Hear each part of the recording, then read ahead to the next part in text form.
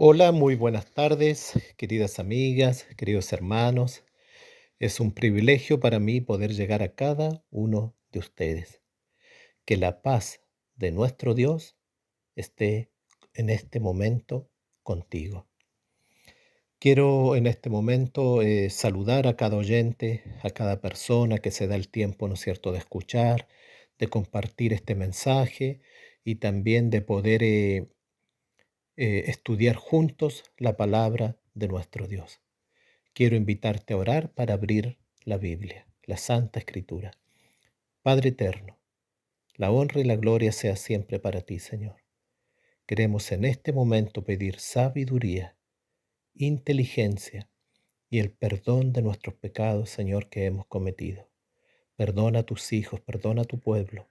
Señor, nos humillamos delante de ti para alcanzar misericordia, pero quiero pedir una bendición muy en especial por cada oyente, por cada familia, por cada hijo, Señor, que tú en este momento estás escuchando. Bendícenos en el santo nombre de tu amado Salvador Jesús. Amén. Queremos seguir con este programa, ¿no es cierto?, que lo hemos titulado El tercer Elías. ¿Cuál es el alcance profético en este caso, ¿no es cierto?, de Elías? Recordemos, ¿no es cierto?, de que estamos viendo el contexto, que fue el primer capítulo, el contexto en el cual apareció el primer Elías, el profeta Elías, el profeta de fuego, como algunos le llaman. ¿Cuál fue el contexto?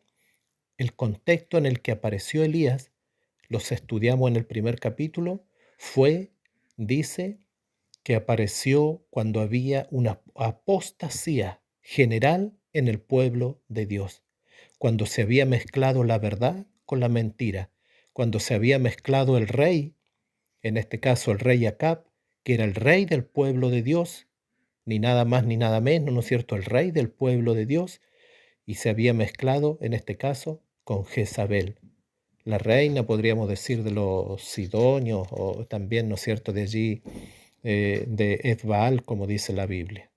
Así que vamos a el segundo capítulo, vimos, ¿no es cierto?, ya cuando aparece Elías, que está allí en Primera de Reyes, capítulo 17, y Elías se presenta, ¿no es cierto?, delante de Acab y le dice, ¿no es cierto?, que no va a haber lluvia, que no va a haber, ¿no es cierto?, nada allí, dice, solamente hasta que su palabra lo diga. Eso estaba en el estudio, en profundidad lo estudiamos, que fueron muy pocos versículos, pero lo vimos bien detalladamente. Bien, ahora vamos por el tercer episodio. Vamos por el tercer episodio. Mira lo que dice aquí, quedamos allí en Primera de Reyes 17, versículo 3, de allí en adelante. Mira lo que dice.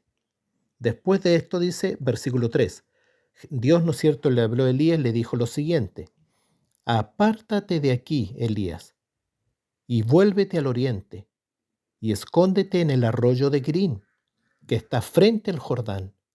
Beberás del arroyo, y yo he mandado los cuervos que te den allí de comer. Y él se fue e hizo conforme a la palabra de Jehová, pues se fue y vivió junto al arroyo de Quirín, que está al frente del Jordán. Y los cuervos le traían pan y carne por la mañana, y pan y carne por la tarde. Y bebía del arroyo. Pasados algunos días, se secó el arroyo, porque no había llovido sobre la tierra. Vamos a dejarlo hasta aquí. Vamos a ver estos 4 versículos, del versículo 3 al 7. Son 4 versículos, pero vamos a analizarlo. Dice que después, ¿no es cierto?, el contexto dice que Elías se presenta acá. Elías le dice: vive Jehová Dios de Israel, en cuya presencia estoy, que no habrá lluvia ni rocío en estos años, sino por mi palabra. Y vino a él palabra de Jehová diciendo: apártate de aquí, Elías, y vuélvete al oriente y escóndete en el arroyo de Quirín, que está al frente del Jordán.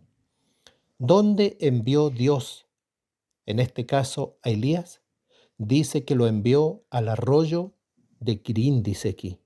al oriente, en este caso donde estaba allí, ¿no es cierto?, donde reinaba el rey Acab. ¿Qué importancia tiene todo esto? Hoy en día estamos escuchando, ¿no es cierto?, muchas cosas, que estamos viviendo en el tiempo del fin, lo cual estamos de acuerdo, que se nos viene, ¿no es cierto?, una prueba, que cuando se inicie, ¿no es cierto?, el imperio, como le llamo yo, el imperio de la bestia, que en este caso es, ¿no es cierto?, Apocalipsis, capítulo, capítulo 13, nosotros tenemos que ver claramente en aquel momento, querida amiga y querido hermano, allí nosotros vamos a pasar cosas prácticamente iguales a las que pasó el primer Elías.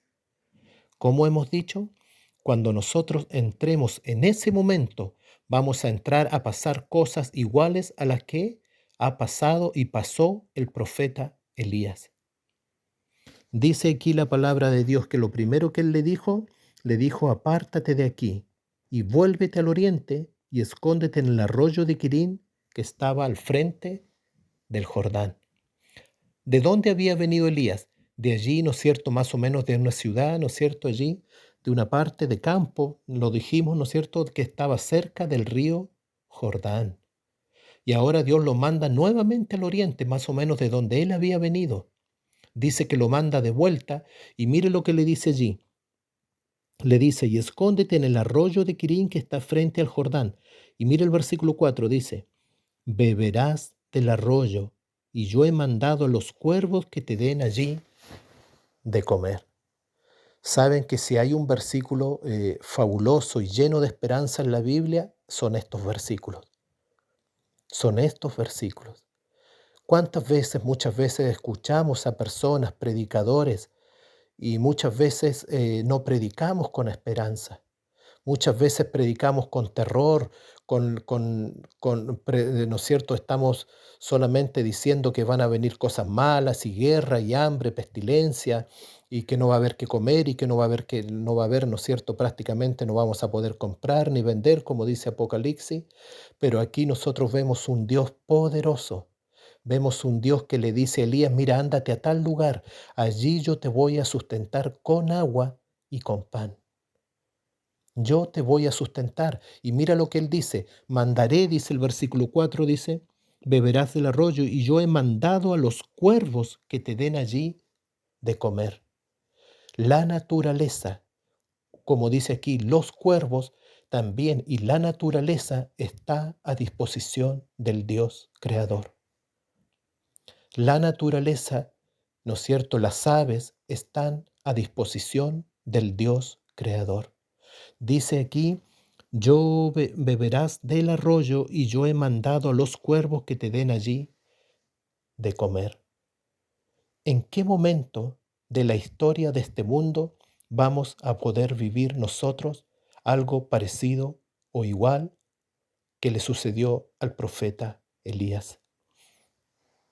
En Apocalipsis capítulo 13 dice que cuando comience el pequeño tiempo de angustia, dice que va a ser el momento de que nosotros tengamos, ¿no es cierto? No es que va a ser el momento, sino que ya estemos viviendo en los campos y hayamos dejado las ciudades grandes en especial, y también ya prácticamente las ciudades chicas, donde se ve la corrupción, el peligro, donde se ve el pecado, el desenfreno.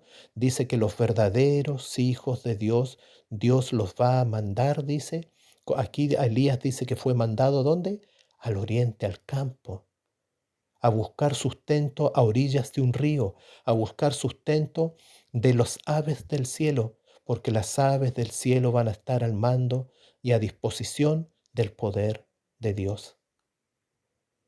Queridas amigas, queridos hermanos, ¿no te sientes gozoso cuando tú piensas y lees que lo que le sucedió a Elías, que fue alimentado, dice, por un cuervo mandado por Dios, y que tú y yo en los últimos tiempos, cuando el mundo esté pereciendo por, puede ser, ¿no es cierto?, por inundación, por calores extremas, que ahora ya, ¿no es cierto?, vemos, ¿no es cierto?, como en Europa, en muchas partes, se están viendo calores extremas como nunca antes se habían visto.